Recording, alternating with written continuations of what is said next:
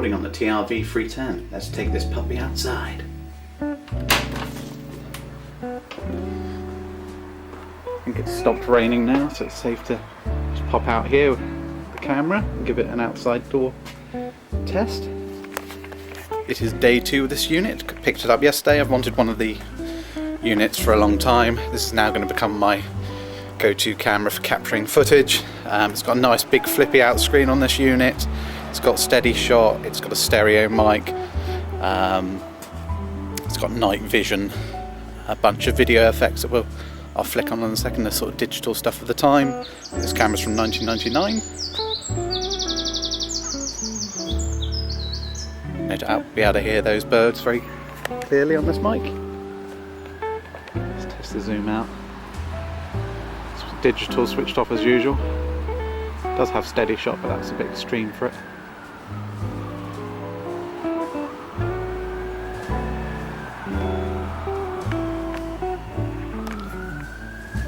Let's try some of the effects and stuff. Standard stuff really for the picture effects, negative art, sepia, solarize, slim, stretch, pastel, mosaic. That's all those ones. Then the digital effects are things like still, and then you can just sort of tune that in and out, I think, yeah. So dial it back to see as much of the image you want over the still as you want, and then there'd be trail and stuff, flash, just a strobing effect basically.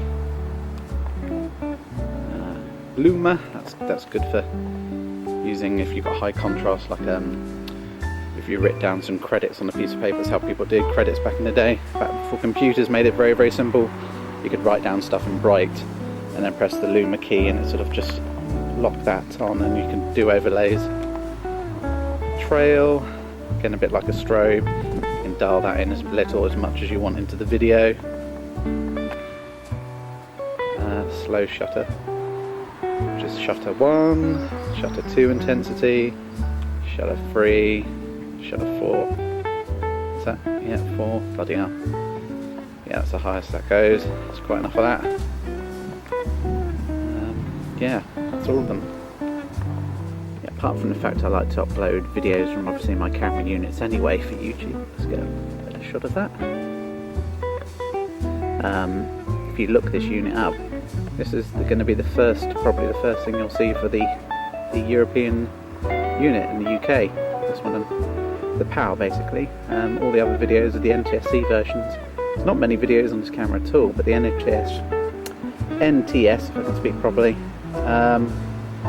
as usual has the feature to record via the Furno outputs, because they're inputs as well in the American version, but the UK is usually rubbish with that sort of stuff, so it doesn't have those features sadly. It's just apparently a tax thing that the manufacturers did, because they have to charge more if you class it as a VCR rather than just a playback device. So yeah, this UK version is not as good. But I think the picture quality is better on the PAL ones. I think that was its general rule. We get more TV resolution, they get more features. Black and white viewfinder on this one as well, where I thought from the videos they were colour. But again, that might be an American thing.